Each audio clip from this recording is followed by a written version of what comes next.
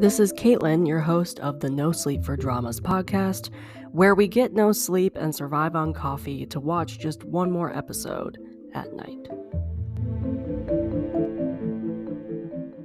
Hello, everybody, and welcome back to another episode on the No Sleep for Dramas podcast. We are back today with part 2 of exploring the Studio Ghibli movies. If you have not listened to part 1, you can go back and listen to my solo episode on that. As you know from part 1, I am attempting to watch all of the Studio Ghibli movies because I now have access to all of them. Some I have not seen, and some I have seen over the years. And I figured it would be a lot of fun to share some of these episodes with guests. And of course, I had to bring on our movie guru from Drama Trio, Jess, onto this episode because she loves movies and I really want to hear her hot takes on Studio Ghibli. Oh my God, I don't know if I have any hot takes on Studio Ghibli, but thank you for the intro. Thank you for having me. I balked at the movie guru title that you gave me, but I do really enjoy movies. I always advocate for films and for people to watch films, especially if you love, watching Asian media and any kind of Korean drama, Chinese drama and stuff. Like, why not just dip your toes into the film industry from these countries as well? Because they're vastly different. Yes. Studio Ghibli is iconic, and I can't wait to dive into these 5 movies with you. What a doozy, because these next 5, I feel like are bangers, all of them. Yeah. So what I did is I'm watching these in chronological order. In the first episode that I did as a solo episode, I watched the first 5 chronological of when they came out. In this episode, we are going to be reviewing the next 5 in chronological order. I apologize in advance on my pronunciation on some of these things because I'm guessing on some of these words. So the movies that we are going to be reviewing are Nausicaa of the Valley of the Wind. I'm assuming that's how you pronounce it. That's how I say it. Castle in the Sky, Grave of the Fireflies, My Neighbor Totoro, and Kiki's Delivery Service. Really, really famous ones and some really, really obscure ones that I did not even know existed until they popped up on HBO Max. So, Jess, before we dive into these movies, like, what do you think of Studio Ghibli? Do you like Studio Ghibli? Have you seen all the movies that we are reviewing today? What are your thoughts? So basically, I got into Studio Ghibli really, really late in life. I had always, well, I can't even say that I grew up with Studio Ghibli. I had no clue that these sort of movies existed, that this type of animation existed, that these movies were available to me, a lot of them before I was even born, right? Right. They were around and released to the public. I think that it was so I grew up a Disney kid basically. And then once I reached adulthood, went through college. I mean, I'm talking like really late in life. I think I was in my mid 20s when I really started to like understand that some of the memes and some of the anime was from Studio Ghibli. And I thought I kind of didn't understand Studio Ghibli because I thought they were children's movies, but adults seemed to really like them. Right. And then it was kind of understood that they're not so fairy tale Right. like the Disney movies that you grew up on are iterations on legends and folk tales and fairy tales. Studio Ghibli movies are not necessarily that. They're very, very cultural to me. Yes. And so when I watched my first one, and I can't remember which one that was, I was like, whoa, this is strange. This is totally different world than what I'm used to. And I immediately thought that they were appealing. And so I started watching them all out of order. My conductor on this ride was Miguel, who has been on the Daebak K Rambles podcast a few times. Miguel is my good friend, and he obviously had a way better understanding and was a fan of Studio Ghibli for many, many years. I remember having a movie night where we watched The Cat Returns, and it was cool. We did not watch them in any sort of chronological order. And again, he was explaining some stuff, and I was looking up some stuff. Yeah, so kind of a helter-skelter introduction into Studio Ghibli where it was a combination of Miguel had a copy of a movie that we could watch at home and have a movie night, or we would go out to these Fathom events that they would put all of the Studio Ghibli movies in theaters for a limited amount of time, and you can go and see them on the big screen again. And a Mhm, lot of these were mhm. my first time seeing the movies, and, I remember watching The Boy and the Heron when that came out a couple of years ago. That was, like, the latest Studio Ghibli movie, and it was a packed house. It was really it's been a really cool corner of the fandom, I would say, to get Right, into. I love knowing all of the references now and understanding where, different memes and characters come from when people have, like, a little backpack of Totoro or whatever. I'm like, "Oh my god, it's Totoro." So, it's been right. really cute, and I would say that it's not necessarily for everybody. True. Yeah.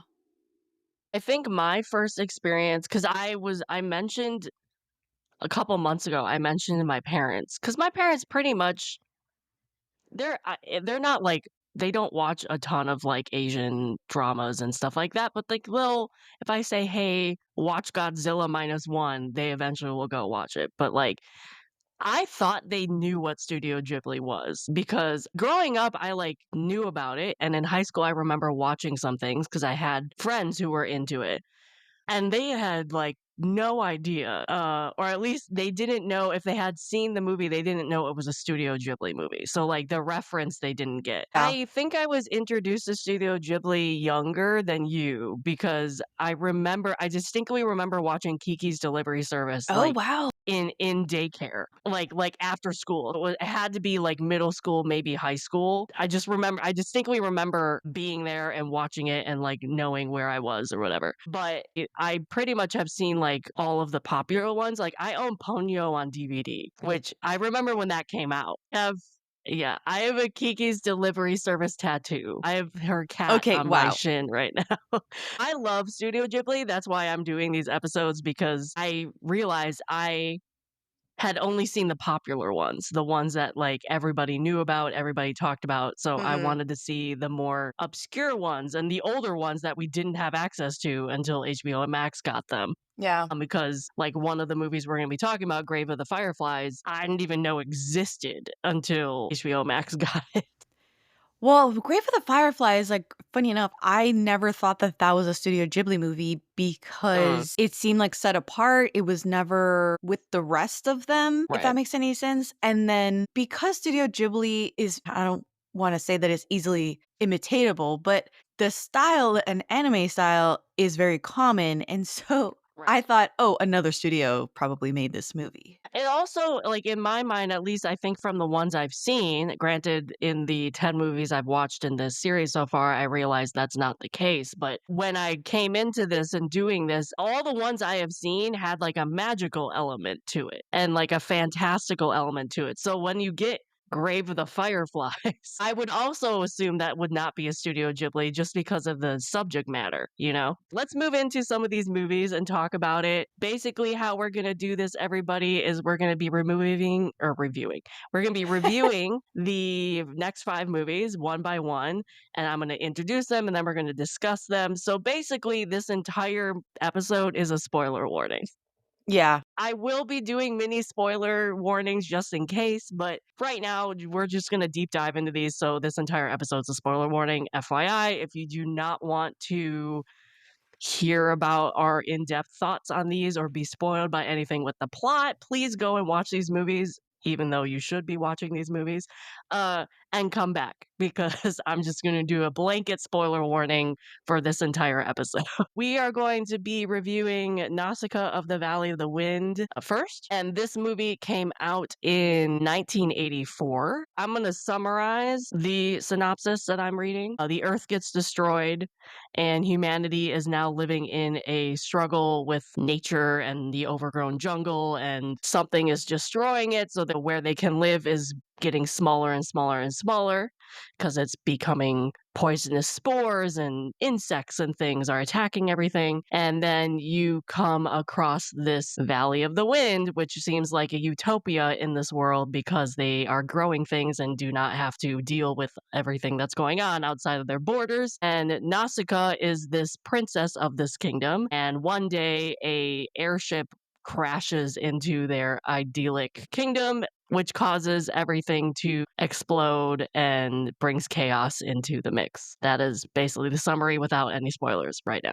These movies, most, I would say, Studio Ghibli movies are scored by Joe Hisaishi, Mhm, mhm. and I love this composer. He is amazing. He does amazing work on these Studio Ghibli movies, and he's a big part of why some of these scores and some of the music from these just live on, and they bring you right back to the world of the movie, whatever story that, Hayao Miyazaki wants to tell. And yeah, you're right. This is a very beautiful but deadly world that you're introduced to in Nausicaa. It's the industrial complex has fallen. What Yeah, remains is a toxic environment to humans. The palm trees release spores that blanket the area like snow, and there's these big bulges of cordyceps, like fungi, releasing right. spores and big plumes, towns covered in these ghostly vines. And I am currently watching The Last of Us season 2. Mhm.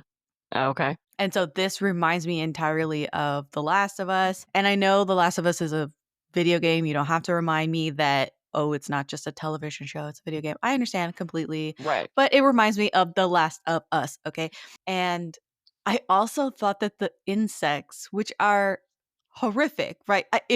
If civilization fell, there was no technology, hardly any technology left. There was no internet. You know what I'm saying? Right.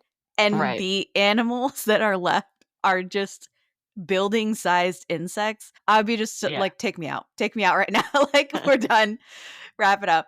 Because the insects in this movie are disgusting, but also beautiful at the same time. Yeah. And I Yeah. think that's a testament to the team at Studio Ghibli, how they can make the Om. Yeah. See, the Ohm reminded me of Dune.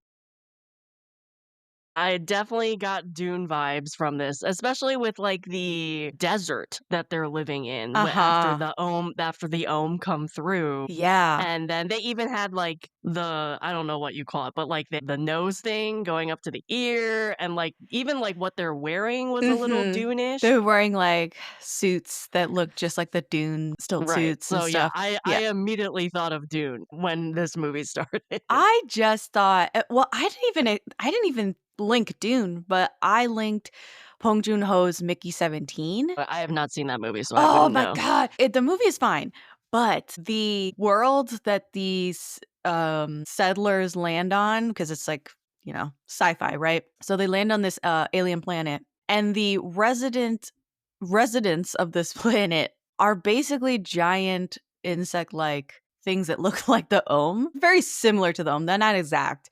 At the end of the movie, I don't wanna spoil Mickey 17, but the whole thing of, like, attracting them to to a certain place by, having a baby, Right. alien Mhm. strung up like that Yeah. Mhm. and bleeding out. I'm like, "Oh my god, this is just like they did in Mickey 17." But the other way around, right? Like, I don't know if Bong Joon-ho had this in mind when Right. he was creating Mickey 17, but it is very, very similar to Nausicaa and the 3rd act of it.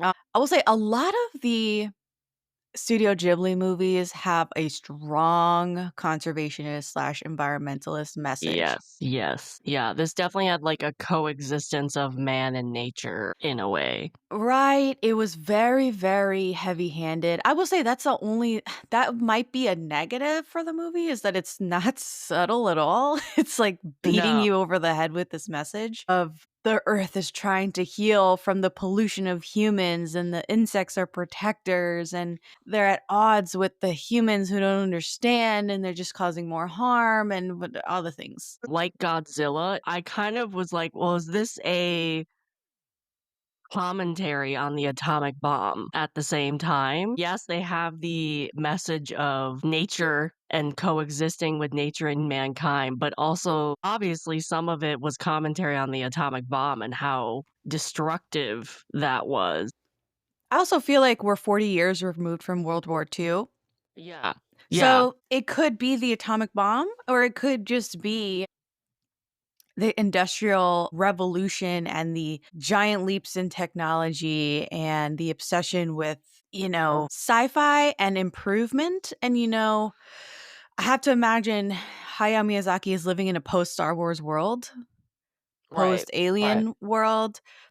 Sci-fi has really taken root in entertainment now. True. I mean, this also had a clear anti-war message, which a lot of those have it too. Yes, the anti-war message is huge, and I can imagine that hot off the heels of, like, the Vietnam War and the Korean War and all of this upheaval that's been happening in Southeast Asia during this time period, not to mention World War II, it's all of the things, Right. and Right. um, I can imagine that Hayao Miyazaki, who is I'm inferring from the work, right? I haven't watched, like, Mhm. all of the documentaries and read all the literature on Hayao Miyazaki. I just know that he's a really powerful, influential figure. He's the creator. Right.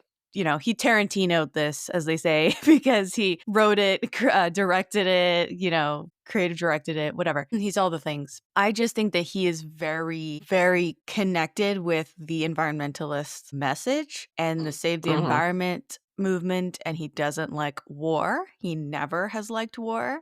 Right. Yeah. He's very much advocating for peace or put down your weapons kind of thing. And that's not to say he doesn't understand the nuance of the struggles of each side, Yeah. Yeah. which is why these movies are kind of so interesting because I don't feel like it's necessarily so black and white I believe. Yeah, I agree with that. I agree with that. because the insects are still revolting.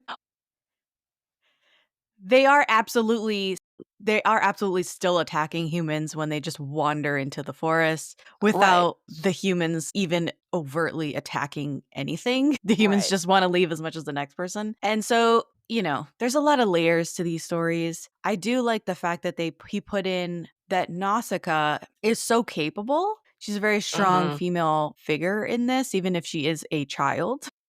Yeah. And the moment when she loses her father, they murdered him, mind you. He was a bedridden old man, Yes. and they murdered him, and she And loses her when shit. we say they, the humans Oh, the did, not humans, not not the not the insects. bugs. No, the humans. And she kills, like, 7 guys. Yeah. Like, Yeah. a bunch of people immediately, and she's shocked at her own rage and begs for peace and no more bloodshed for the rest of the movie, even if she has every right to demand justice, to demand retribution or whatever, get revenge, and she very clearly is going against her nature, basically, to say, Mhm. "No, like, I don't want any of that, it's scary." Yeah. Yeah. Also, this is a big, like, Chosen One movie. Yes. Yes, it Do you wanna is. talk about that? I'm a sucker for that type of storyline. I always have been. I've always have been. I know I Um, mentioned Star Wars, but, like, wow, yes. another Chosen Yes. One. Um Definitely, yeah, and I mean, you kind of saw it coming because, like, you just mentioned it, like, she was very anti-war, she was always in the nature that was around her house. Mhm. At peace with nature. Yeah, she was always around those bugs anyway, which people thought was weird because she could always kinda just interact with them and whatever, whereas the other regular people either didn't avoided that, attacked them themselves, or the bugs attacked them right away. Yeah, there was, like, Uh animosity on all sides, and she Yeah, so she kinda just dilly-dallied around everything and wasn't harmed or dilly-dallied. whatever. So you kind of just, like, you knew that was coming eventually. I love that scene, though, at the end, where especially with, like, the prophecy and everything, and how I always am interested how that's gonna play out. Like, is it going to if there's a prophecy, is it gonna be a literal play out of there you're gonna see, like, the exact scene? Or is it gonna be something in this case where, okay, the wheat fields weren't wheat An fields, it was interpretation. yeah, it was like an interpretation of it. I thought that was a really, really nicely animated scene. Yes, yes, this one's a little rougher than the more recent Yes, yes. Studio Ghibli movies. It's older, but, it's still that ending scene is still really stunning, her running across Mhm. the golden glowing tentacles Yeah. of the omen, um, as in her childhood memory of playing in the fields of golden wheat or grass or something, Mhm. and her being the chosen one. and all of that is really good. Prophecy, so I had to write it down because I was like, I'm gonna forget this later. Here's what the prophecy is in this one. After 1,000 years of darkness, he will come clad in blue and surrounded by fields of gold to restore mankind's connection with the earth that was destroyed, and he will guide the people of this planet at last to a land of purity. And they had this tapestry in their castle in the Valley of the Wind that had like an orange bird like animal on this man's shoulder, the chosen one's shoulder. And she ended up being the fulfillment of this legend or prophecy. I thought it was a legend. She's like, it's whatever. Yeah. I liked it also. Of course the person was supposed to be a man. Of That's course, it was always the supposed to be a case man with a beard, with a and beard. it was not. It was a little girl in a dress that was originally red/pink, Mhm. and then when she saves the baby Om, her dress gets soaked in its blood, which is blue, Mhm. and it turns blue, Right. therefore also fulfilling this Also fulfilling prophecy. the prophecy. Yes. Clad in Yes. blue. Yeah. I liked it. I liked it a lot, and I will say the the warrior that they resurrect, which is like this weapon of mass destruction, Yes. dude, that thing was atrocious. Right. It was Yes. so horrific looking. They could not have made it look any more disgusting. It reminded me of a old like the toxic monster in Fern Gully.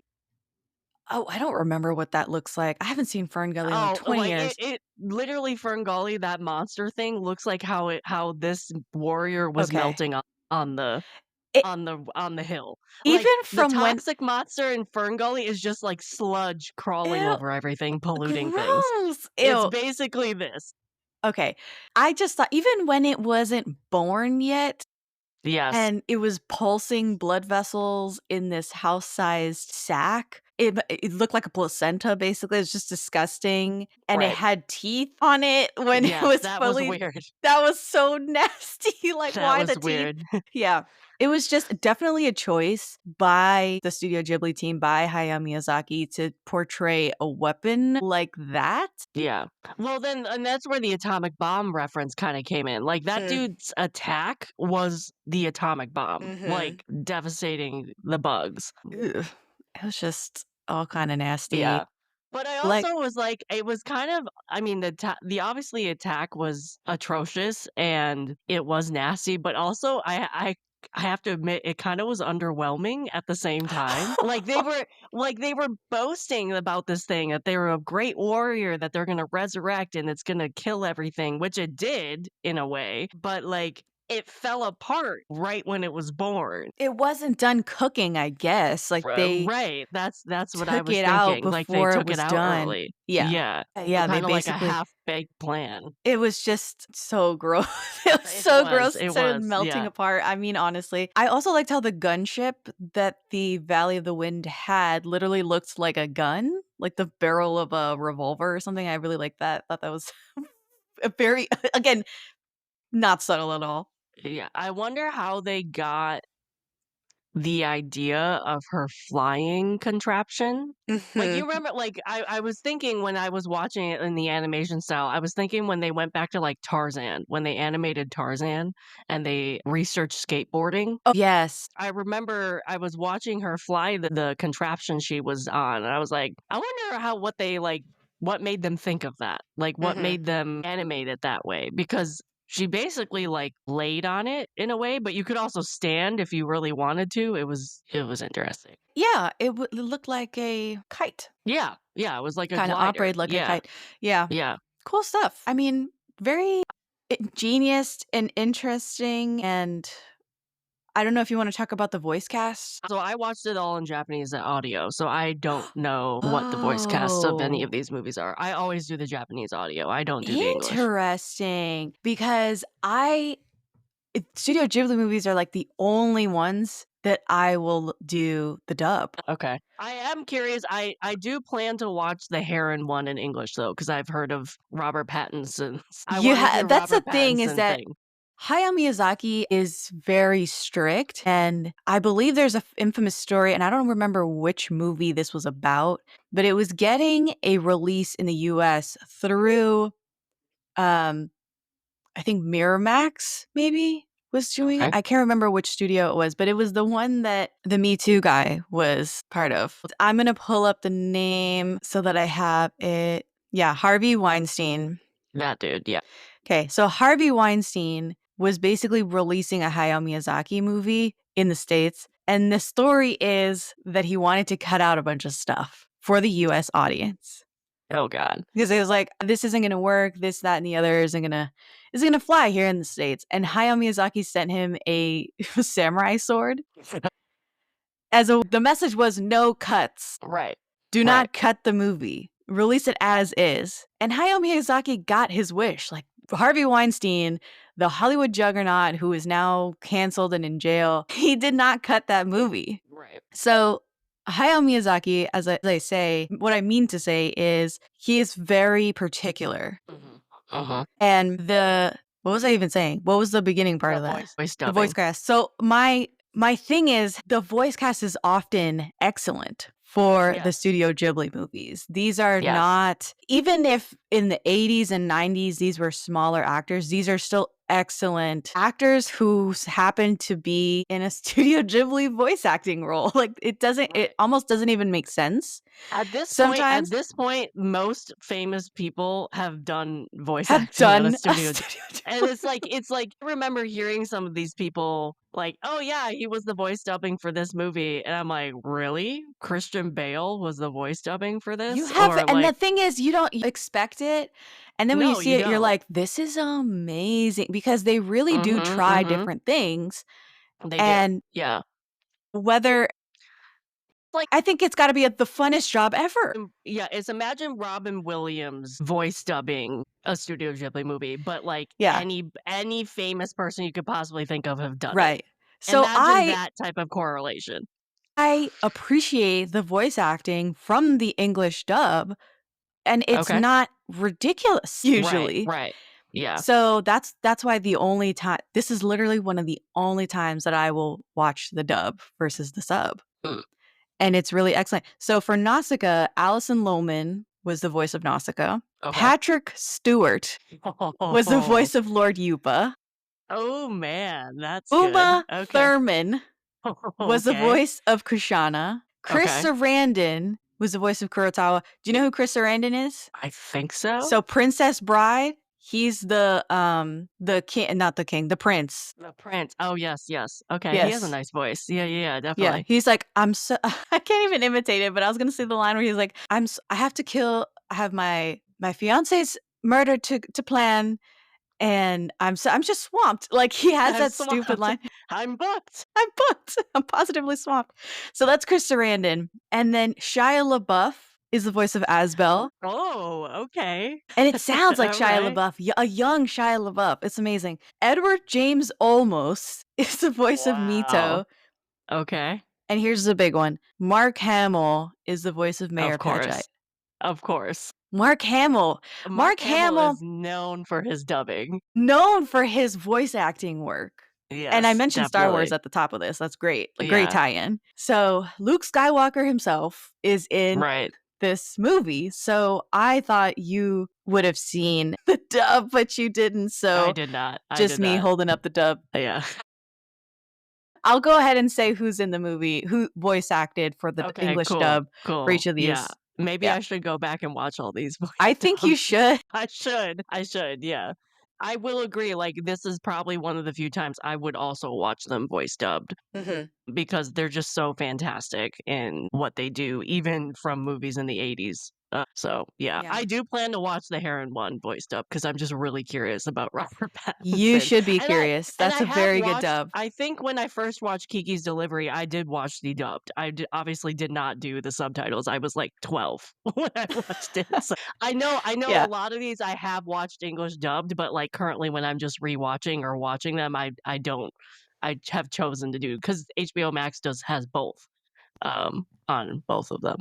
Mhm. So The last thing I'll say about Nausicaa is that Nausicaa, the name, is a character in Homer's The Odyssey. and she's the daughter of King Okay. Alcinous and Queen I'm sure I'm totally gonna butcher these names, Queen Arit of Phaecia. Her name means burner of ships. That makes sense. That makes Yeah, sense. yeah. I will say I was a little underwhelmed with the ending. I thought it was gonna Uh, go a little further mhm. because I mean, obviously it's implied that she like becomes the chosen one and she leads her people to coexist among the bugs and among nature. I would have liked to see that happen instead of just like her being reborn as the chosen one and then it fading out. I was a little underwhelmed with the ending. Like I liked the ending, Yes. but I wanted a little more after the fact. I totally understand that feeling because I did feel that as well, that it was, like, a Mhm. little quick. Yeah, it was There abrupt. was barely any falling action, you feel me? Yeah, yeah, yeah. All right. So, what would be your rating of this movie? So I liked it better on second watch. So I get out of 10. I would maybe give it an 8 out of Okay, I 10, gave it maybe a 7. 9. I really like this one Okay. compared to like some of the other ones I've watched. Alright. So, Alright. cool, cool. All right, moving on. We are going to be talking about Castle in the Sky next, a quite famous movie. Uh, was really weird to watch this right after. I was like, "Huh, I'm not gonna lie," because it has some of the same things in a way. Anyway, Castle in the Sky came out in 1986, so 2 years later, and I read that this was like the first. I could be wrong, so if you know, I thought I heard that like Nausicaa was. And anything before Nausicaa was created before the Studio Ghibli was established. I could be wrong on that, but I thought I read that Castle in the Sky was like the first one released under Studio Ghibli, but I could be wrong. Anyway, Castle in the Sky came out in So yeah, I think that's true 1986. because Studio Ghibli was founded June 15th, 1985. Yeah. So Yeah. anything, I think they were released by obviously the same people who then created Studio Ghibli, but like I read that before Castle in the Sky, it wasn't officially released under a Studio Ghibli name, really, but just by the same creators. Okay, so Castle in the Sky is a steampunk setting. It's about a girl named Sheeta who runs away from home, has some government agents tracking her and following her due to this mysterious amulet that she carries from her parents. She is on this like airship at the beginning and pirates raid the airship and she falls from the sky, which causes her to fall into the town that this boy Ponzu is living in. And then they embark on a journey to discover why she has this amulet and try to find this flying castle called Laputa. I think that's how you pronounce it, or whatever. So Laputa is how they say it in the English dub, but if I had my way, I would say La puta because that is that means the bitch in Yeah, Spanish. that's 11 years of Spanish for you. So I immediately thought of that as well. I was like, there was nobody that spoke Spanish on that team because they would not release this Right, movie right. with Oh La no, puta as the name. I reread that subtitle. I was like, really? That's what they named the castle? What? But I was okay. dying. Yeah. Yeah, and so they go off and try to find this flying castle that Ponzu's dad had discovered prior before dying, and the government agents follow them. So it's them fleeing the government agents, trying to figure out the mysteries behind this amulet, all while finding this fabled flying castle, basically. What did you think? I Yes. really love Castle in the Sky. I loved it better Okay. on second watch as well, and I thought that the main girl straight up looked like Kiki from Kiki's Delivery Service at first, Yes, yes. like 1 to 1. Like, a Yeah, lot of I these had never characters. seen this movie, so I had not seen Nausicaa or Castle in the Sky. I knew of Castle in the Sky, like, it's very famous, Oh, well, but I've like, you never tell seen it. me, what did you think of Castle in the Sky? So, I liked it, but I don't think I liked it as much as I either assumed I would Mm, or maybe, like, compared to what other people would be saying about it. mm. It I felt like something was missing Oh, from okay. it, Mhm. whether it was, like, during the movie or, the ending. I thought I was let down by the ending again. But it wasn't a bad movie. I just felt like it was missing something, and maybe I just, like, missed something in the story, I don't know, but I felt like something was missing, but I couldn't really And put my finger on it. I was gonna ask you, like, can you put your finger on it, what you feel is missing Like, from it or what you wanted maybe? I wanted more lore. I mean, Mm. I didn't really think there was a great explanation with the government official other than he was related to the city, but I was like, Okay. "Okay." Yeah, But I wanted a little more, like, explanation with that, and then I even see. her background, like, yeah, her she said she got it from her parents, but so it's implied that her parents came from or her at least her mother came from the city, but that's never really explained to the extent that I would have wanted to be explained. And then the ending, it was like they, like, just don't go with the pirates. They kinda just, like they're children, again, these are children. It's not like they're adults. Mhm. They just, like the pirates go one way and the kids go the other way, and that's the end of that's the end of the movie. Yeah. So, again, I was like, I would have liked to see where they ended up. Also, That's obviously, I knew why they couldn't stay on the city because that was just, like it was that's a very falling apart and things and everything, but so that's a very great point that you make that and after watching 4 or 5 movies in a row from Studio Ghibli, it's very evident that Hayao Miyazaki and the team at Studio Ghibli feel that children are really self-sufficient.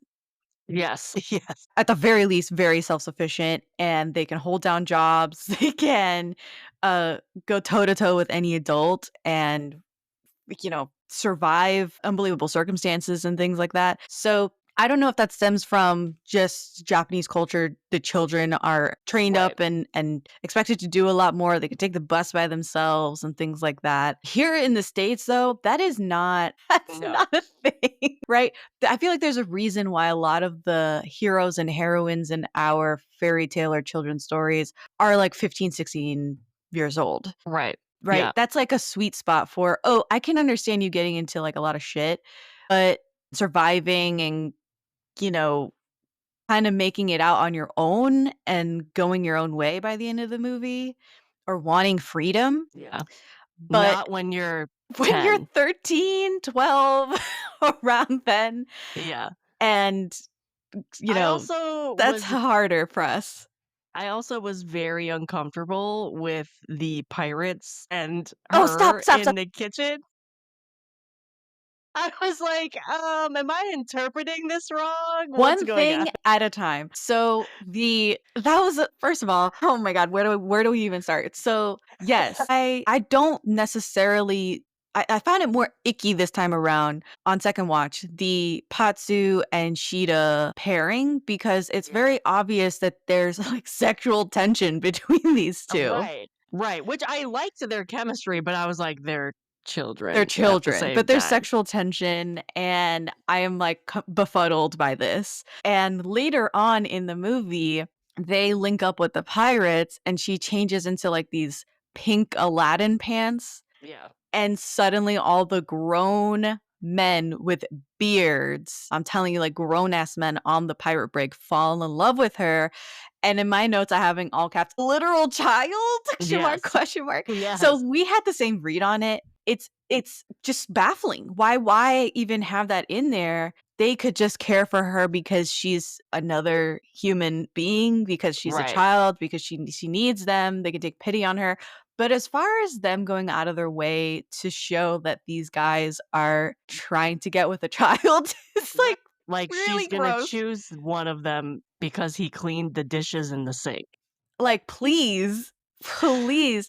There was a lot of comedy in this, and I'm sure that they Yes. thought it was funny. Right.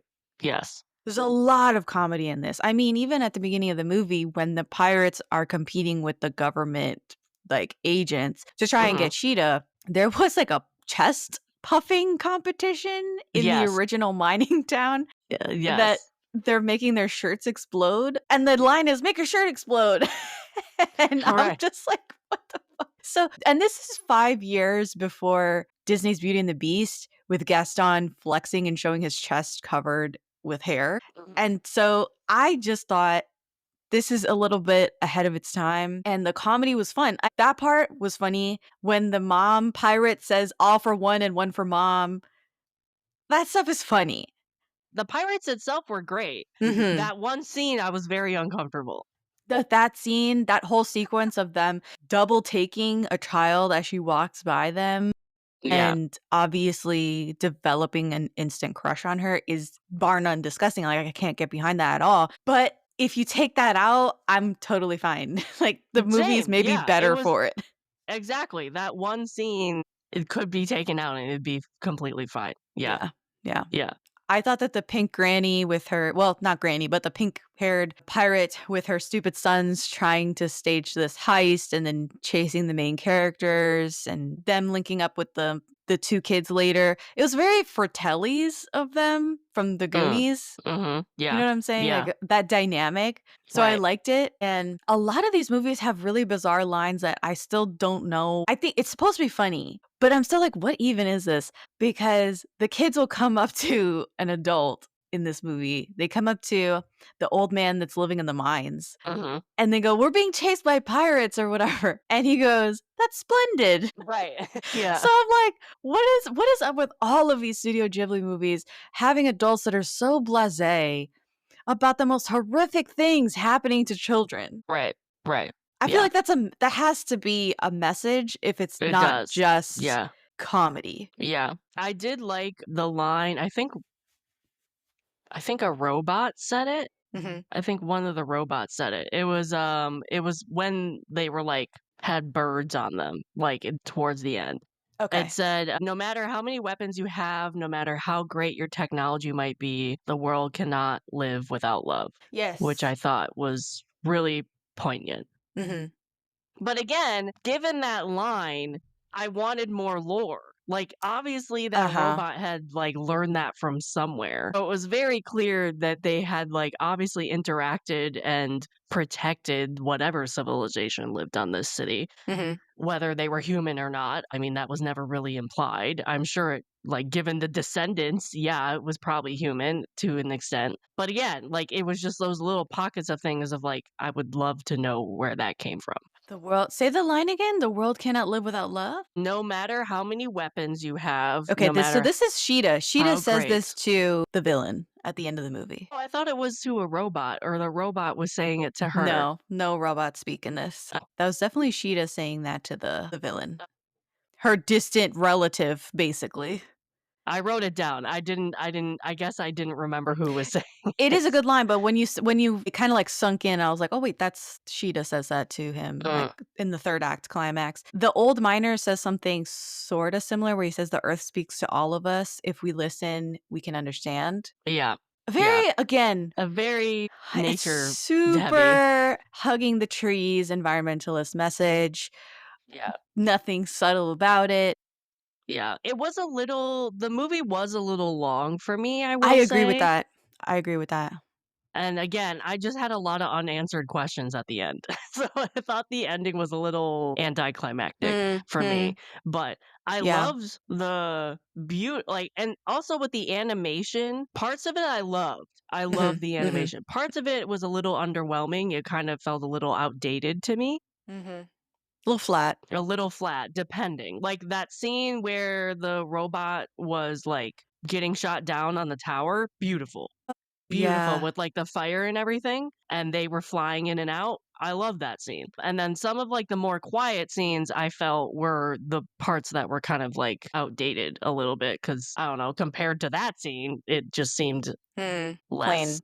yeah, plain. Right. Yeah, that Laputa robot that awakens and defends her, like, in this castle, Mhm. it was very Iron Giant slash Yes. King Kong. Absolutely, absolutely, It's very yes. sort of old school, but a very sympathetic Mhm. robot because it doesn't know what's Right. going on. It's just trying to defend her, and she's scared of it, and it's just a cool way of making you think about the robots and the technology that it doesn't it, it can be good and bad. It's a blessing and a curse. Yeah.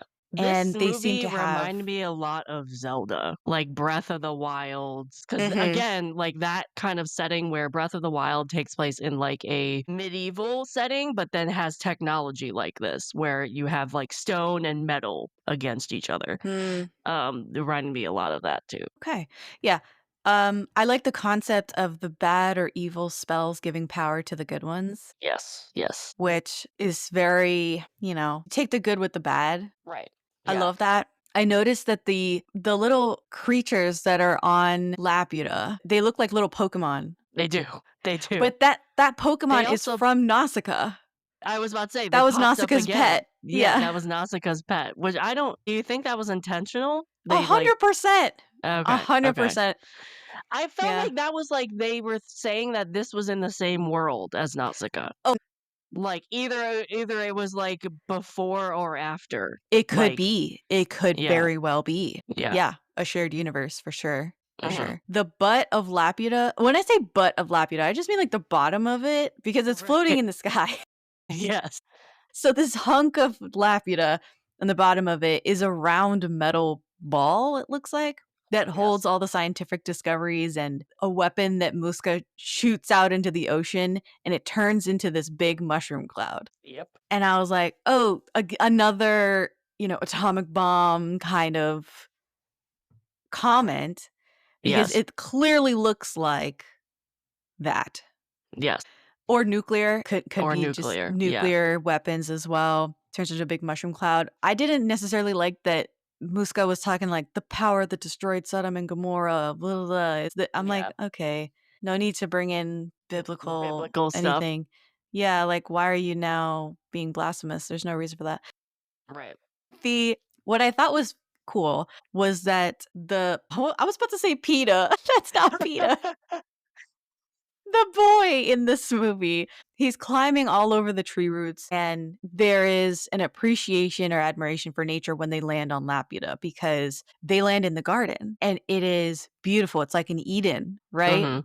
And Mhm. they're trying to save the garden, save all the creatures, and the one robot that's taking care of the garden. And there's this super strong message to live in harmony with the earth and wind. Right. Right. And the technology part of Laputa is what fell away from the massive tree and the castle structure that's on top. And I thought Yes. that was also super intentional and on Yes. purpose, It's just purposeful storytelling within the confines of this mentality, the message that they're trying to Right, send to and us. you seen common messages, like, with the whole military government invading this city and, like, claiming it for themselves and Yeah. conquering, like, Yeah. yeah, definitely a lot of common messages you find in Common. the Yes. Studio Commonalities. Ghibli. Yeah, anti-war, nature, that type of thing, especially among these, older Earlier movies. Like, films. obviously, I think you still have the environmental message as you go into the later films. The For sure. war, I think, kind of depends on the movie the later you go. But in these, at least in the first 10 movies that I've watched for these podcast episodes, anti war is like front and Anti-war. center for most Huge. of the Yeah. movies. Yeah. Do you want me to tell Okay. you the cast really Yes, fast? please, please. Okay. Yes. So the voice cast for the English dub of what is Great Castle in Castle the in the Sky. Sky. Anna Paquin plays Oh, okay. Sheeta. Of course. How old must she have been? Oh, she was a child. She was a child because she She won her had Oscar when and she the was thing is 11, right? she 11 or had 12? what was that? She won her Oscar for, the The vampire piano. movie at, like, when she was 11, right? No, 11 or no, 12? no. What vampire movie? Wasn't oh, no, You're thinking of Kirsten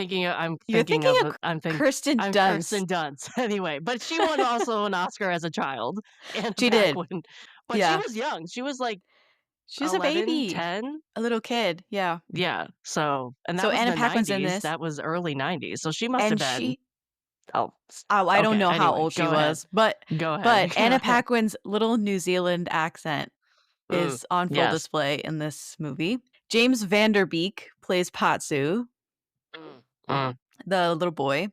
Cloris Leachman plays Dola. Wow, alright. Jim Cummings, a famous voice actor, plays the general, and I think this is the biggest one. We have Mark Hamill as Muska. Yeah.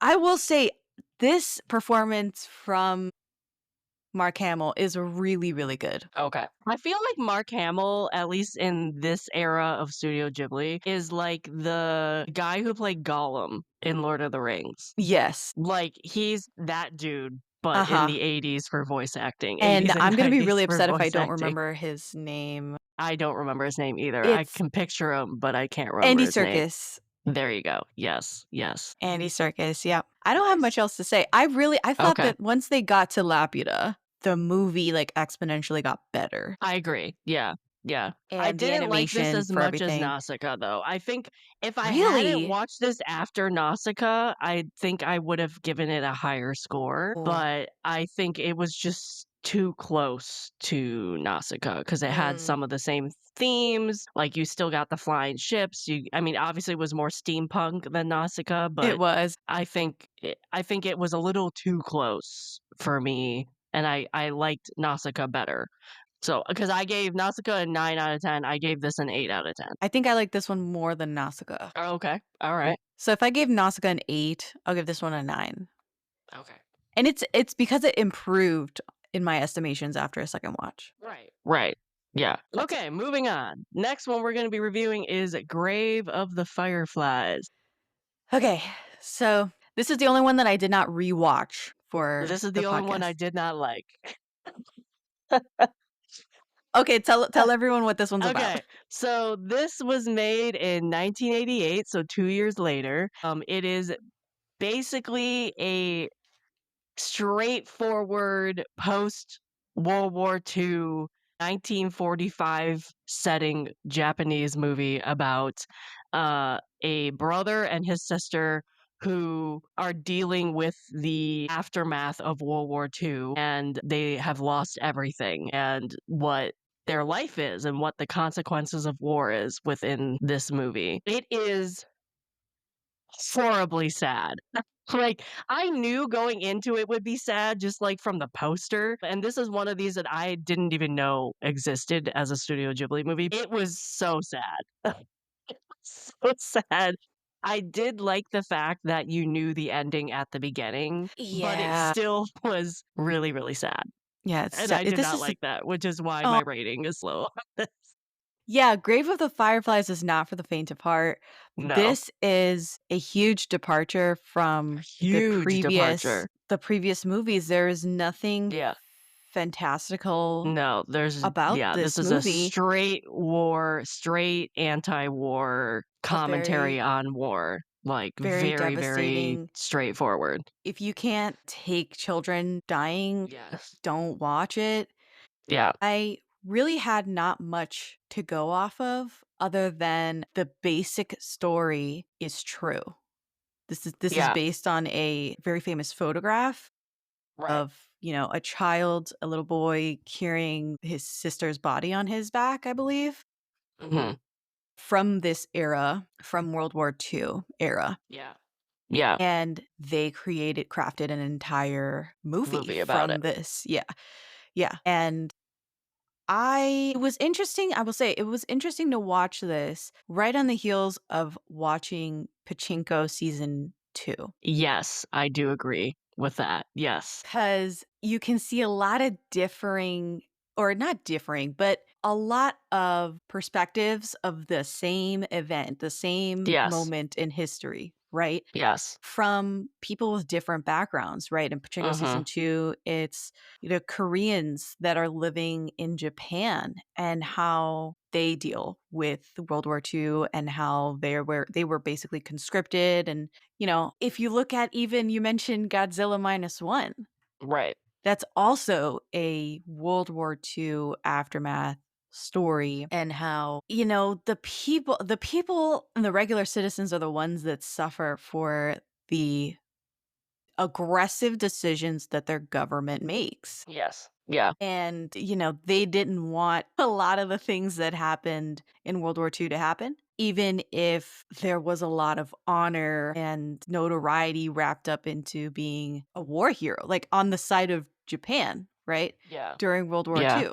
Well, you even So saw that with the reaction of the brother when he finds out that his dad is basically dead. But his reaction even before that is like they lost. He could not fathom this was tough. This was that tough to the as an American, this was a very tough yeah, watch. he could not fathom that the Japanese had lost, and Yes. then he had to deal with the fact that, like, coming about with the idea that his dad is dead, Yeah. which, like, obviously, there's a father-to-son relationship in that scenario where, like, he sees his father as this, like, strong man. He's the father, he's this person that can do no wrong, would survive anything, but I think you had to add a level of or a layer to that sentiment of the Japanese fighting in World War II and, like, the empire idea of that, Yes. which Mhm. is very seen in that scene because, again, his first reaction is the Japanese lost, Yes. and then he went to his father, which I thought was a very interesting commentary on that scenario. Mm. This movie, again, not for everybody. It's It's hard. hard because I did not I will admit, this is not I knew going into this because I actually when I made my first review of the Studio Ghibli movies and I put it on YouTube, I had a comment where one person was like, "Yeah, I tried to do this a couple years ago, and I could not get through Grave of the Fireflies, so I didn't do it." And I was like, "Oh, okay, that's gonna be the movie that I'm gonna have it's difficulty with," and it's true, like, it was a very, very hard tough. movie. It was hard, but it was tough to watch, but also the plot is The really plot. slow, which is what caused me to not like it. Like, not necessarily what was going on in the plot and the conversations that you would come out of this movie because it's very impactful. It's slow. It's Mhm. really slow, and I can't really agree with a lot of the decisions the characters made, and even if they were children, even with if the brother was only 13, 14 years old, I Mhm. just could not agree with a lot of the things that he did in the movie. Walk me through a couple of those decisions that you were like, "I can't believe this kid did this." Well, so I understand, like, and I think this was a common thing where if during the war, either kids were sent off into the countryside to avoid the bombings altogether, or if they had lost to the parents, like these kids did, they found distant relatives. It's like, one, you had the farmer tell him, you have to go apologize to your aunt and like move back in. Ah, I see And it. he didn't do that. Mhm. And then he pulled all the money out of the account, which again, I can see why he did that in the moment, but then he wouldn't find a job at the same time, which I don't even know if he could have in reality because everything was gone. I don't know what type of job he could have found. But the real example is like the adults telling him he should go and apologize to his distant relative and move back in, and Mhm. then they just never did that. And then obviously the devastation of his sister dying and him blaming himself was really hard to watch. And then him dying at the Yeah. train station. I think it was a train station in I think it Tokyo. was. Yeah. Uh, so yeah, I mean, on one hand, I was like, okay, I realize you're 14 I and you're see what you're trying to saying. You're take care saying of this your could have been sister. avoided. Yeah, in a way, it could have. But also, on the same time, these adults did not step in. They did not Right. do anything. They just said, hey, you should do this. But Right. didn't be like, yeah, look, no, I'm going to take you back to your aunt. I'm going to physically do that because you're killing yourself. Mm. So it was hard where, because I on one hand, I was getting angry at the boy because he was trying to take care of his sister and me being 35 watching this. Right, that's different. It's different. But on the other hand, I'm like, are there no adults? Are there no like Mhm. orphanages? Obviously, there had to be some type of orphanage after this. There's so many people who died from these bombings. Yeah, it's I don't know enough about the I don't either. Yeah. Reconstruction period in Japan to know what kind of services were available to Exactly, and orphans. obviously, it's like it's very well known, like, you could also kind of understand from at least his distant relative, you're already on ration food, you're already, like, dealing with the reconstruction things, who knows what type of supplies you have. To add 2 more mouths to feed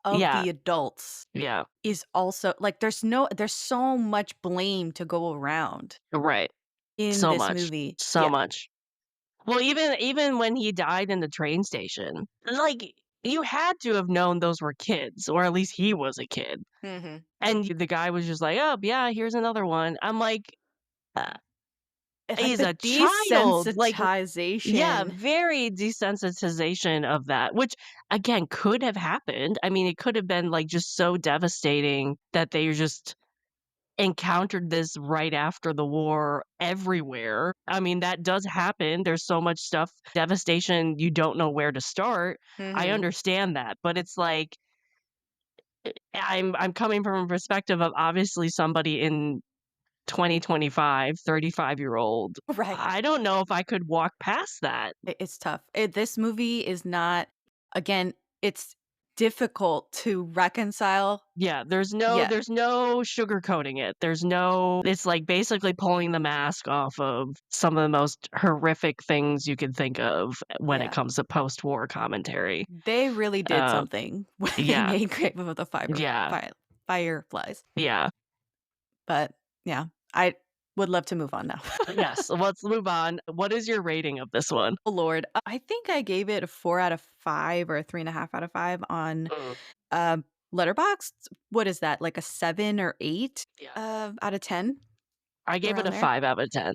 5 out of 10. Yeah, 'cause it's Yeah, I just did like not it's not a no, it's not nice, you're not like, "I wanna no, rewatch Grave of the no, Fireflies today." no. I also found the sister to be really annoying. True, true. But, like, obviously, I can't really bash her for it because she's what, 4? Yeah, 4? yeah, 3? Like, I at the same time, I'm like, she's a baby, and yeah. he's trying to be taken care of by a 14-year-old. Like, I can't really bash her for how she acts at the same time because she's a baby. But I found her really annoying at some Ugh. parts of this movie too. So yes, I rated this a 5 out of 10. I will never watch this movie ever again. Ugh. Beautifully animated, True, not gonna take away from that. Yeah.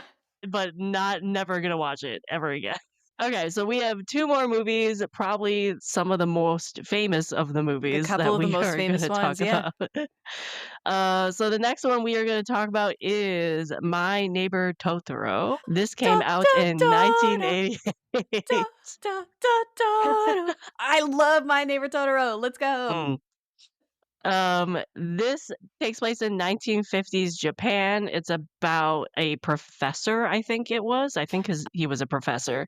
Seemed like some sort of higher ed. Academic, yeah. Author, professor, he relocates himself and his 2 daughters to the countryside because their mother is in hospital in the countryside, and they wanna live closer to her, and so they move into this, like, rundown house, and Like a as they cottage. like a cottage, really, yeah. Yeah. And as they start living here, they encounter spirits, like nature spirits of this house and the surrounding trees and forests, aka Totoro, who they befriend and eventually have these little fantastical adventures on the countryside while Yeah. visiting their mother in the hospital. That's Mhm. essentially the summary of this movie. Yeah. What did you so had you seen this one before? I I was trying to think of that because if I haven't seen the entire thing, I've definitely seen, like, basically every one of the major scenes of this movie, Okay. because I don't really remember anything about the mother. If I have seen the movie, it was a really long time ago, and I don't remember the mother part of Oh, it. I see, I Um, see, okay. but I remember, like, the cat bus, I remember the rain scene, I remember, like, her going to save her sister, so I probably have seen the movie, I just don't think I remembered my first watch on it when I watched it. Mhm. Okay. Alright, this is maybe my 2nd or 3rd time watching My Neighbor Totoro. Mhm. I think it's so charming. I just It think is. it's such a It charming is charming. movie. It's I love the so cat. cute. I The love the cat cat bus so much. Oh, the cat bus. Just it's so whimsical, Yeah. and coming off of Grave of the Fireflies into My Neighbor Totoro, Yes. It's Whiplash. Whiplash Whiplash. with how So great much and light Whiplash. this one is. And I think that's gonna sound really, really bad, but I didn't necessarily get bored with this, but I think just the whiplash of it kind of affected my rating a bit because I rated this an 8.5 out of 10 Not the because from the 5 to the I kind 8.5. of found it too childish for me. It Like, I is. like the whimsy of it, but it definitely is a children's movie. It's This is a v not it correct. has a happy ending. You'd think it goes on one direction coming off of Grave of the Fireflies. It does not, but I think it was a little too childish for me to watch this one, but I still loved it. It was still a great movie, obviously a classic, but Mhm. it definitely is only an 8.5. So I am one of those people that love children's lit, love Mhm, mhm. children's movies, and have a soft spot for stuff that holds nostalgia. And Right. I don't have nostalgia for this movie. For it to be so Mm, special to me, I think is interesting because I really watched this when I was only an adult.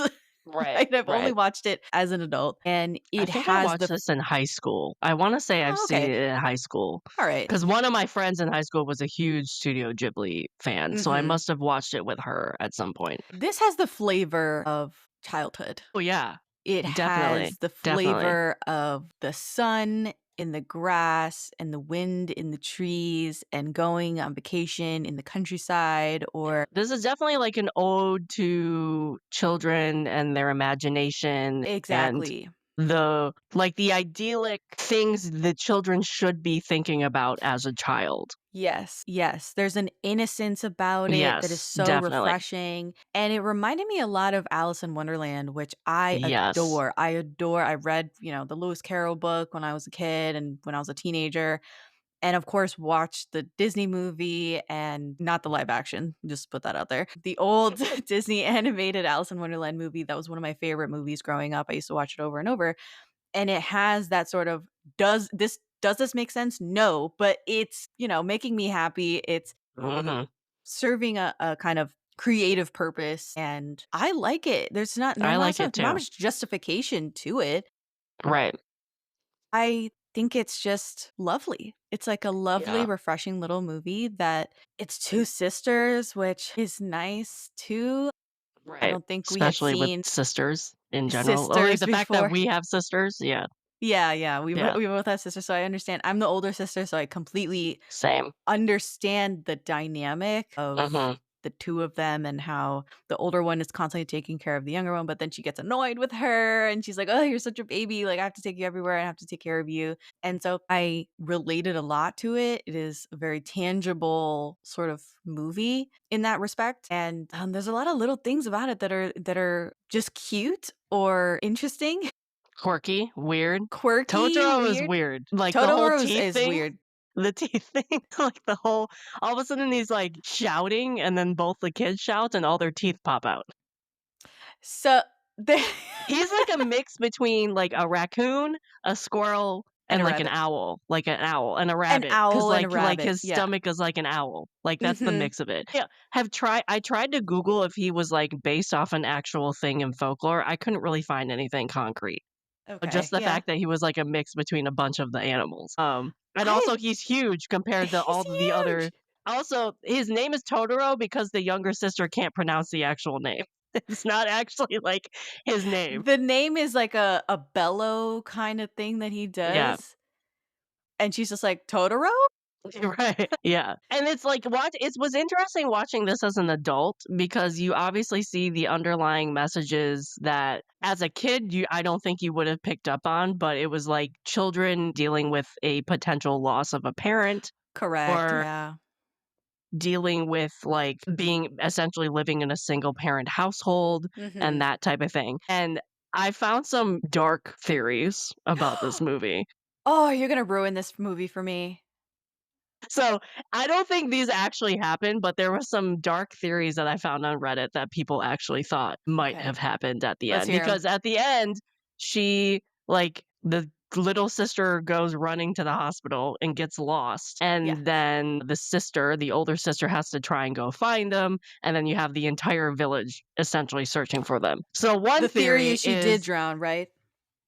No. Well, Oh, that's okay. not the one I found. So the theory is the mom did pass away. Oh. She did die, and the last trip to the hospital in the bus where they're on the tree is like all a dream. The kids are dreaming that. So the Okay. call they got was real and was like the hospital informing that the mom had died. And Mhm. then everything after that was a dream. That was one theory. The other theory is when they did get Well, it's a lost, telegram for well, them to yeah, the call the telegram hospital. to call the It's hospital, yeah. yeah, 50. Yeah, yes. The other theory is when she goes running off, the little kid goes running off into the hospital, the older sister follows her. They end up dying in the forest, and their Mm. souls basically are now wandering that area with Totoro for the rest of time. And so the whole cat bus thing was them passing Entering the great over and, beyond. like, yeah, that type of Okay. thing. Because apparently in some, I don't know, I didn't really look into this, but according that theory came out of an actual crime happening in the countryside of Japan in the Oh my 50s to kids. So that was where that theory came from. that's not nice. Oh my No, god. no. No. Yeah. So you could take those Okay. theories if you want, or you could just go the literal route and have a happy ending like Totoro does have. Well, I like to believe in the happy ending. I think Yes. that's what it's too Yes. literal for it to be like, no, they Yeah. died actually. Right. The vibe of the movie does not imply that this is an unhappy No. ending. Anyway. No, it does not. Except for when they did think the little kid drowned in the pond. Oh yeah, That that was was a little dark. That was that was hella a dark. little dark. I did actually think that was a I was like, "Oh, wait, wasn't that her sandal? It was pink." It obviously was not, but Okay. Yeah. I mean, at the beginning of the movie, the girls are playing at the cottage under a trellis that is rotting. The wood is completely yes. rotted through, and Yes. they're swinging around on it and laughing and playing. And I'm like, this is a legitimate hazard for that. Right. They could really get injured. One of them could die, even if that thing fell on them. So I was very Yeah. concerned. Yeah. Also a woman in her 30s now Right. watching the movie. I'm sure the kids, if you watch this as a child, you'd not think anything of it. But just that at the beginning was strange to include. Mhm. Mhm. Something that, like, an adult would be alarmed by. Yeah. Yeah. But they're just hee tee around the trellis. Anyway, the soot sprites I Yes. loved. I did. I like Loved them. the soot sprites. And I also liked how the dad was sort of whimsical as well. He's like, "Well, I've always wanted to live in a haunted Yeah. house." I love that the parents played along. I love Yeah. that the parents both were like, "We are going to nurture this imagination even if we don't believe it." Like, that's the Mhm. best way. I'm never gonna have kids, but that's how I would love to see parents, is like, you nurture that type of stuff, you don't squash it. Mm. Yeah. It was cute, and It was cute. I think I was most alarmed by the dad taking a bath with the 2 little girls. What are your thoughts on that? I mean, it was given the fact like, I guess if it was the youngest only, I would be a little more not as creeped out by it, but the fact that it was the So you're oldest like, "This too. was equal opportunity, bathing with dad, so I mean, not the so bad?" youngest is what, like 3, Yeah. 4, Yeah. 5? Like, it makes more sense with the youngest being in the same bath as her parents. The oldest being in the bath with them, not so much. So I was genuinely thinking, what would necessitate dad to take a bath with the girls? And I could only come up with it's gotta be cultural because It has, yeah, yeah, they're out in the countryside, they don't seem to have a ton of running water and stuff, and so maybe it's just we all take a bath together one time, and I don't have to bring back or heat up water again right, for us, right. just out of necessity, but the thing is, I cannot imagine a scenario where even as a child, I would have to take a bath with my dad, so it just did not Yeah, sit well with I me in my spirit. you're right, I yeah, thought yeah, I can totally see him giving them a bath. Like, right, he's clothed and he's like, "Okay, girls, like, scrub up, like, we have to get you guys clean." But him completely naked in the bath with them just did yeah. not was taken completely out of the movie. Completely Yeah. out of the movie. What did you think of the, like, little crush that the neighbor boy had Oh, on that was an the older interesting sister? so him not using words Yes, was great. yes, Was great. I mean, I feel like in today, they would make them use words. right. Yeah. the crush would try and awkwardly talk to her. Right. Instead, he's just like, Yeah. take the umbrella Right. please, you're gonna there's so many things that he could have said. Obviously, we're adults. We can articulate a lot better than a child can. Right. But him just not completely nonverbal with her a lot of the time is hysterical to me. Yeah. Yeah. And then It's really obviously you funny. saw like the tropey bickering between the two of them and him like lying to his mother that he lost the umbrella so he didn't have to admit that he gave it to a girl and that he likes a girl. Yes. Like it's a typical crush tropey stuff. I thought Yeah, it was cute. I thought it was it's cute. cute. The acorns that Yeah. get dropped everywhere, and Totoro loves acorns and gifts Mhm. them acorns and stuff. I think it's so cute. I'm I sorry, still it's so love the cute. scene. I mean, my favorite scene has to be the bus scene where he shows up with a leaf on his head. It literally it's so stupid. It's so stupid. It's He's so huge. stupid. He's absolutely huge, and he It's shows just up this with a leaf massive on his thing. head. I loved it. I loved it, and, Mhm.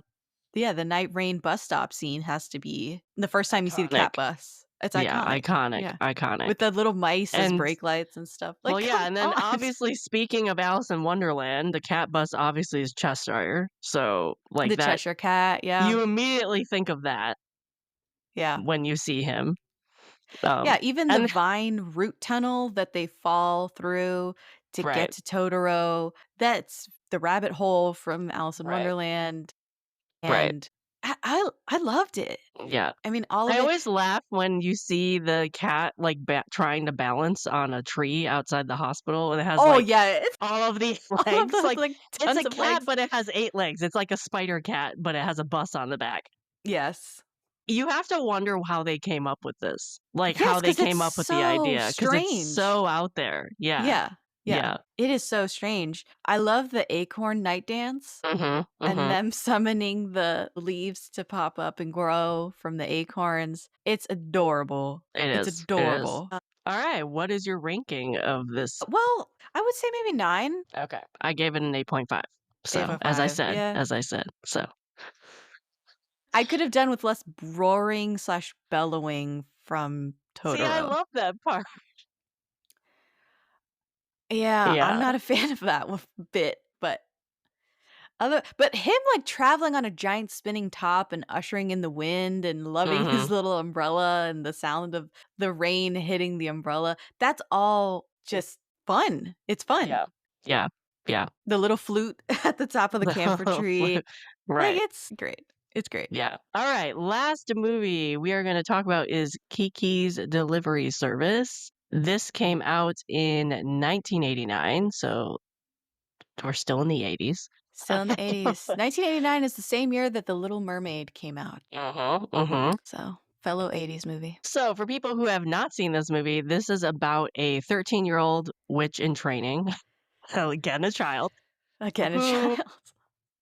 based on the tradition of her family, has to leave her family for a year of training where she finds another town and settles down and tries to become a full-fledged witch. And she decides to find a coastal town, and she ends up in this coastal town with no place to stay and like has no idea where she's going to stay until she meets this baker and his wife, and she basically exchanges doing deliveries and helping around the shop for room and board. And then she thinks up a business idea of doing delivery services around this Yes, town. she's an entrepreneur. And yeah, and pretty much tries to settle down in this town while figuring out her witchy qualities.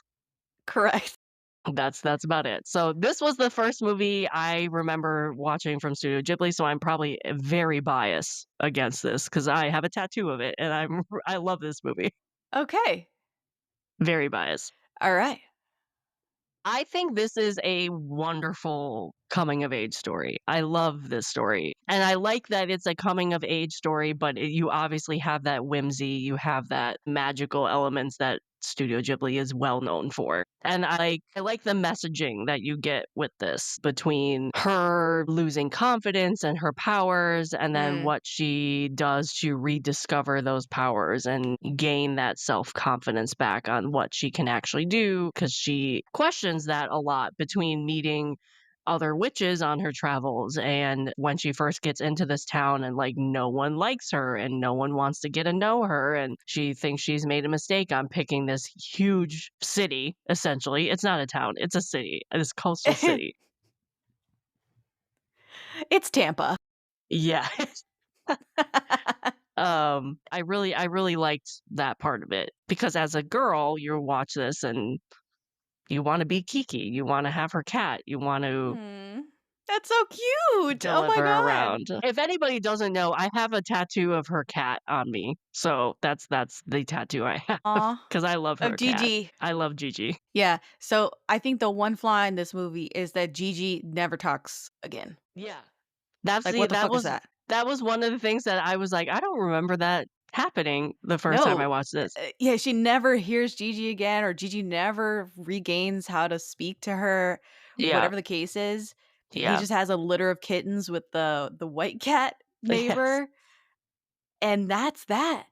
The only interpretation that I could think is like maybe because she fell in love and had a white cat partner, she lost it. Like that's a common trope where they lose their magic when they fall in love or something. That was the only thing I could think of. Gigi is a boy cat. True. Yes. So I've always thought that honestly, this is the one thing in this movie that they should change. Yeah, I That agree. the Gigi never speaks at the Yeah. end of the movie. Mhm. Because what is that? I almost they don't not that they need to explain it, but it's open to interpretation of why the cat never speaks again. Is it because the cat decided to become a cat with embracing the cat lifestyle and getting a cat girlfriend and like having kittens? Or is it just that Kiki grew up? That's the reasoning that Reddit gives, is Yeah, the Kiki grew up Gigi and can is no like longer the hear. yeah, Gigi is the personification of her maturing and growing up and not needing that Not needing guidance that. anymore. Yeah, she doesn't need Jiminy Cricket anymore. Yeah, yeah, like She yeah. doesn't need a So conscience in that is an Reddit's animal. answer to that interpretation. But I Always go think to they should have had a Reddit. still, I would prefer Gigi to speak. Same, yeah, That is because my what? The one girl's still complaint. 13 and she's only been there for a year, so she's an adult when she's 14? Yeah, right. Fuck out of here. Yeah, no, and I the black cat that speaks is so It's iconic. 90s nostalgia to me because of Sabrina the Teenage Witch and Salem. Salem's the talking black cat in Sabrina the Teenage Witch. Or even what is that witch movie? Hocus Pocus. Hocus Or even, like, Hocus Pocus! Pocus. Yeah. Thackeray Binks. Of Yeah, yeah. course. Yes. Thank you for bringing that up because I love Hocus Pocus. Not Hocus Pocus 2, but the first one, Right. that is full of nostalgia. And fun fact, I took I took Rico to see Hocus Pocus a few years back because he had never seen it. He never grew up with Hocus Pocus. Rico is my OG Daebak K Rambles co-host from season 1, and he's been on a few times after that. But I was devastated to learn that he didn't like Hocus Pocus. We saw it in theaters because they had released it that year or whatever back in theaters, and he was like, "I don't get it." I love Hocus Pocus. I It's love a Hocus great Pocus. movie. Yeah, Yeah. yeah. The other thing that I like as an adult watching this, Mhm. granted, I realize this is an adult watching this, and I understand, I think with the boy Mm. that she encounters throughout the movie. Tombo. Tombo, yes. I don't think that was, like, their bickering and everything, or at least her bickering. She's kind of, like, really standoffish with him and, like, does not want to have anything to do with him until she has to save his life. I did not think that was as well done as it was in the previous movie we were just talking about, Totoro. The My Neighbor Totoro, Huh. because I think it was very one-sided to me. It wasn't like whereas in Totoro, they're both kind of bickering a bunch, like, among each other, like, she's sticking his tongue out at him, he's sticking his tongue out at her, like, just playing around. She, Mhm. like Kiki is just like, "I don't wanna have Kiki's anything kinda to do with you mean. until I get this invitation from a dance that I'm gonna avoid because I do all these deliveries." So, Yes. I didn't like that. I wanted a little more playfulness with it because I think he was just, like, generally curious about flying, like, clearly about flying because he built a whole plane on a bike, uh, and also just about her in general because she's new and she is a witch and she can fly, and Mhm. so that's one thing that I, in in my rewatch of this as a 35-year-old, because I have not watched this movie in 15 years. Like, Oh I my was god. I was a teenager when I watched this, Mhm. um, and I don't think I've watched it since. So, I did not like that one-sided dynamic for most of the movie. I agree that she's, like, too standoffish, too Right. rude Which to doesn't make Tombo. sense to me because the witch that she met before she even got to the coastal city was even more standoffish than what she was, and I was Yes! like, "You'd think she wouldn't be like that after meeting this witch," which and I was also like, "Why did you have her meet that witch in the first place?" Yeah, that witch was very pompous and arrogant, Yeah. and I just didn't like how she was. I can understand being uncomfortable and shy, Yes. but she made it she seemed mean, Yeah. Yeah, so I I didn't mean, like that either, even, but like, Gigi said it, like, that cat was so what is, like, what did he say? Arrogant, pompous, something like that. She was like, "That cat is so pompous." Like, ugh. ugh. Yeah. So you'd think Kiki wouldn't be like that, Mhm. especially after the dude helped her from being arrested for causing a 3 car pileup in the middle of Oh my town. god, like, he went out of his way Yeah, to help her, and she's like, "Okay, I don't wanna see you anymore, like, leave me alone." right. Jeez, bitch, like, come on. What I liked about this movie is that there's a lot of females, like, front and Yes. center. Even Yes. the bakery, like, the bakery owner is to me, is the pregnant wife, not Yes. necessarily the husband who for the first time I watched this movie, I thought that was her brother because he's just like an oaf, Yes. Mhm. almost nonverbal throughout the movie, but Right. he does have, like, a couple of lines, but he's just a bumbling oaf a little bit, Yeah. ever so But you could slightly. tell he cared. I found it kinda cute Oh, he because he, cared like, he about made that whole Kiki. bread He sign made the bread originally. He was, sign. like, so Yeah, proud of it. yeah, yeah. So it was cute, Yeah. but It was cute. I genuinely thought that those 2 had brother and sister energy Yeah. Yeah. versus until the end of the movie when she's like, "Honey, like, we have to go to the hospital because she's in labor all of a sudden," and he starts getting, like, Frantically panicked, running around. frantically running around and stuff, and I was like, "Oh my god, is that her husband the whole time?" The whole time. So, that was, interesting to say the least, but I really enjoy that they had a pregnant character front and Yes. center. I thought it was cool that it was almost a rite of passage for female witches, like, you didn't hear anything about male witches or warlocks or anything, it was just females that had this ability, and even the customers are all women, so it's nice to see so much, like, feminine energy in this movie. Mhm. Mhm. I thought that the message of the coming of age was stronger for me on second watch. Okay, yeah, I could see Like, the that. first Mhm. time I watched this, I was like, "Okay, it's a little witch, and she's, like, Oh, on yeah, when you're, walkabout," like yeah, when you're but 15 and you're watching this, you're not thinking about how this girl needs to become an adult. right, like, Yeah. I just didn't so, especially when she goes on the date with Tombo, Mhm. Yeah. on his propeller bike to see the dirigible at the beach, and, she says she doesn't enjoy flying ever since she made it her job, and I was like, "Ooh, convicted," for, like, different things, and she turns down Tombo for joyriding in the blimp with his friends who she perceives to judge her when really they were admiring her for getting a job and having this job at such a young age, and they were like, "Oh my god, like, that's so cool." Right. And she kinda takes it the wrong way, like them staring at her, and it's after this, when she gets back to her room, that she can't understand Gigi, Yes. Yeah. and she can't fly, Yeah. and she turns off the radio when she gets back. It's Right. like she's things that brought her joy before no longer bring her joy, and I was like, "This is a very" that's why, like, on second watch, I was noticing a lot more You of the do. Yeah. coming of age elements in the story and how she was growing and changing. A lot of, like, especially at 13, I'm like, "This is literal puberty." They're sending them off Right. right the beginning Yes. of puberty, and I was like, "Good on them," because then she's basically not a teenager in their house, but Right. they I was like, is that for the parents' sake or for the witch's sake?" So, the whole thing of being at odds with technology was very apparent to me this time around, especially with, like, her turning off the radio, with her maybe feeling threatened by the dirigible, like, the blimp. Mhm. Mhm. Yes. And even Tombo, who's obsessed with trying to fly, and him saying, eventually I'm going to be able to basically bike my way into the sky with Right. this propeller bike. She didn't think she was unique anymore Yes, she didn't think she because was unique. she foresaw flying as her only good skill.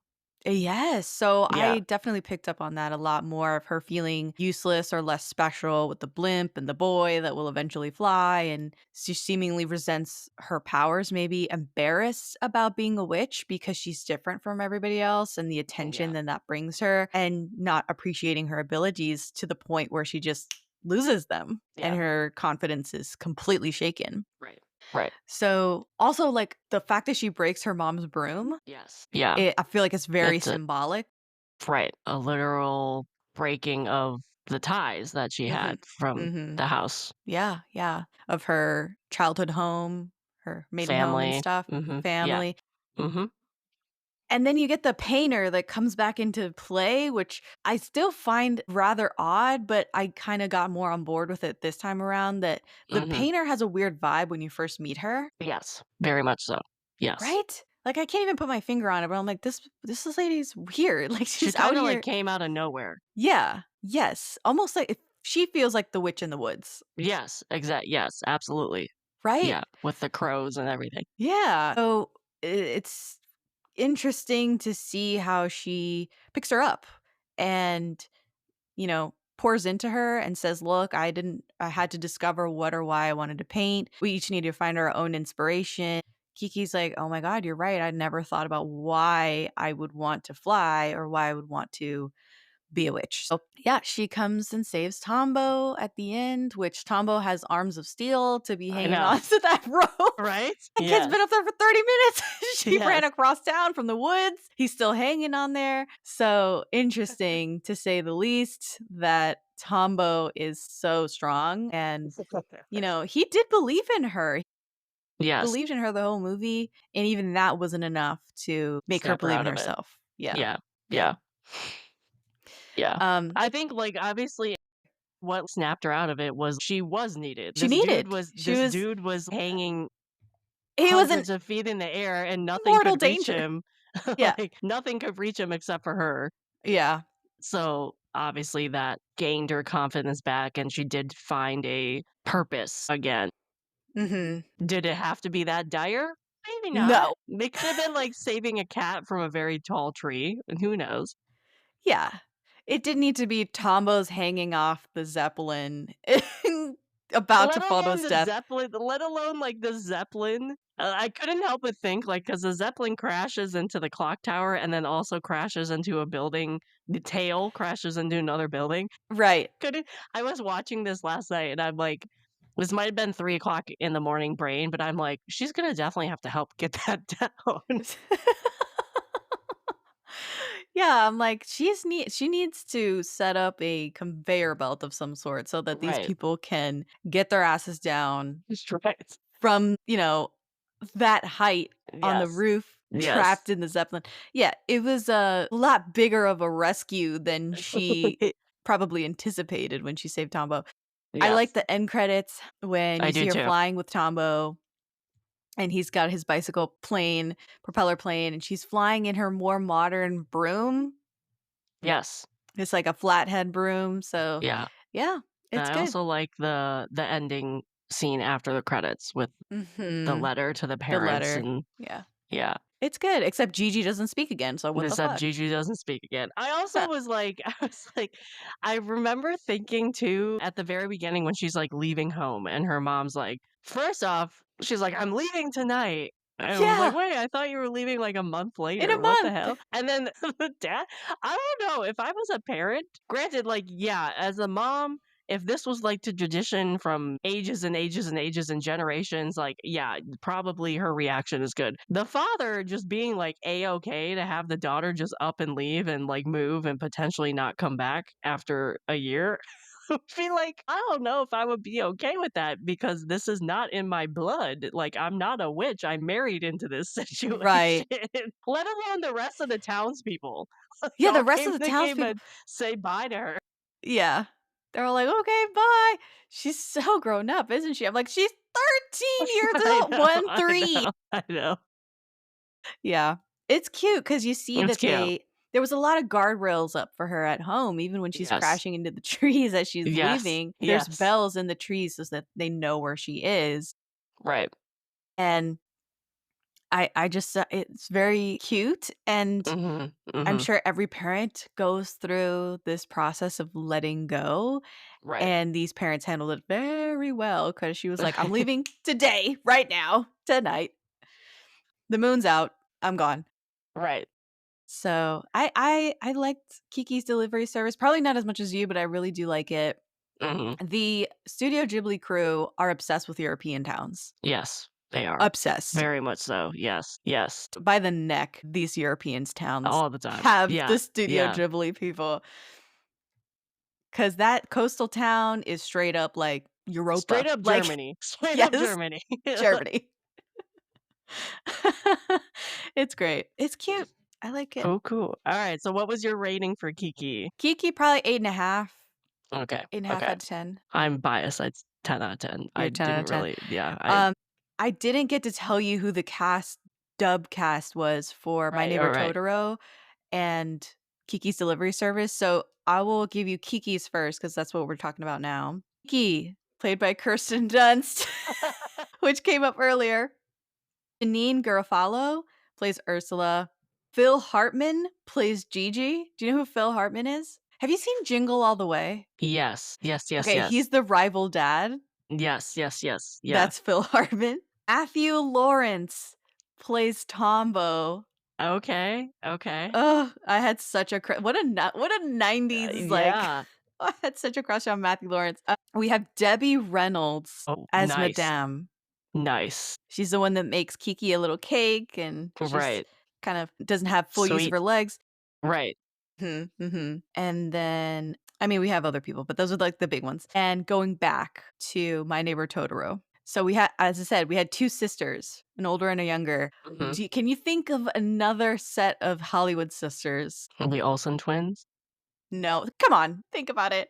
Hollywood Sisters, Hollywood Yes. Sisters, Hollywood Sisters. Okay, don't worry, I'll tell I you. don't know. So, Satsuki is played by Dakota Fanning, Oh, of course. Yeah, of course. and Yeah, yeah, yeah. May is played by Elle Fanning, Elle the Fanning. younger Yeah, sister, okay. which they're Yeah. both grown, they're both our Yeah. age, right? Yeah. I So would never have thought of that, but yes, that makes mhm. total sense. Tim Daly is the professor. Okay. Pat Carroll is Okay. Granny. Pat Okay. Carroll. Right, right, right. She plays Ursula in The Little Mermaid, funny enough, which Yes. I just Ye mentioned. And Leah Salonga plays Mrs. Kusakabe, Okay.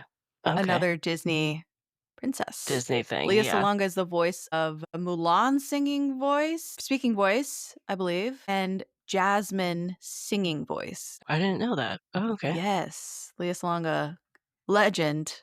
This is why I have you on the movie stuff because I don't know half of this stuff unless I Google it. I mean, I don't have a lot of stuff memorized. I had to pull up those casts, but some stuff is off the dome. Yeah. Yeah. And the movie that the legend has it, Hayao Miyazaki sent a katana to Harvey Weinstein. That movie was Princess Mononoke. Oh, I can't wait to watch that one. I've heard really good things. I have Yo, never oh seen it. my god, you haven't watched that one? No, I have not. Oh, you're in for a Yeah. treat. Yeah. That's my favorite Joe I'm Hisaishi score. assuming, like, I've read that, like, if you like Nausicaa, you'll probably like that one because You're gonna like obviously it that. has, like, the same vibe, but, yeah, I probably have seen scenes of it. I know of it. I obviously know of it. I know the broad strokes of it, but I have never actually watched the movie, so that will probably not come till next year, though, because I'm booked. Speaking of I booked and understand. busy, I'm I booked. understand completely. You don't have to tell me. Awesome. Well, Alright, I think we so got through that it. comes to the end of our episode. Do you have any last words before we close out this episode, Jess? No, this was so splendid of a thing to do to force me to rewatch some of these. Thank you for having me. And if you are listening and you haven't watched these movies, please do. Please do. Please Yeah, do. they're great. Yeah. Fantastic. Alright, so, where can they find you? Oh, sure. So I host the Daebak K Rambles podcast where we review Korean dramas and sometimes Chinese dramas and sometimes movies every so often, but mostly Korean dramas. We have a lot of fun. Caitlin's on there a lot. Mhm, And mhm. You can find me on the socials, Facebook, Instagram, and TikTok at Daebak Pod, DAEBAKPOD. And of course, you can find the podcast wherever you listen to podcasts, Apple Podcasts, Spotify, Google, many more. And that is our episode. Thank you guys. And please go and watch some of these movies. And if you have seen any of these movies, please comment, DM. Love to hear what you think of the movies we talked about. And look forward to more episodes because I do plan to watch every single one of these movies and review it. Maybe bring on Jess again, or maybe it's a drama trio episode. I don't know. Oh, We'll foresee. But thank you again for listening to an episode. Bye. bye. If you want to continue the conversations about dramas that were started in this episode, you can find me on Instagram, TikTok, and Blue Sky under the username No Sleep for Dramas. That is No Sleep, the number 4 dramas, just like in the title of the podcast. This podcast is also an expansion of my blog, so you can visit my blog at www.nosleepfordramas.com, the number 4 dramas.com, and find multiple years of blog posts already available at your fingertips. All links are in the description of this episode. Finally, please give this podcast a like or a follow wherever you listen to the podcast. Leaving a comment or a review also helps a lot. We love hearing ideas and feedback from all of you. Share the podcast with your friends as well. Thank you for listening.